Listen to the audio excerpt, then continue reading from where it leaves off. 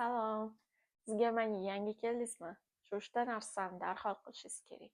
Birinchisi, yashash joyini ro'yxatdan o'tkazish. Bu degani 2 hafta ichida Germaniyaga kirganingizdan keyin o'zingiz yashayotgan joyingizdan ro'yxatdan o'tgan bo'lishingiz kerak.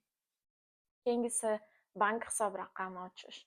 Banklarda hisob raqami ochish 2-3 hafta davom etishi mumkin. Shuning uchun qancha tez bo'lsa shuncha yaxshi. Bu yerda ijara to'lovlari, har xil boshqa to'lovlar, ishlasangiz oyliklar hammasi onlayn hisob raqamiga o'tkaziladi. Shuning uchun hisob raqami ochishingiz darhol kerak. Uchinchisi, Germaniyada soliq sug'urtasi majburiy. Shuning uchun qancha tez ochsangiz shuncha yaxshi.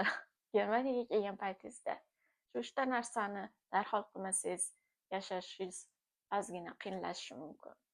Siz yana qaysi tiplarni mandan eshitmoqchimisiz? Izohlarda yozib qoldiringlar. Xayr!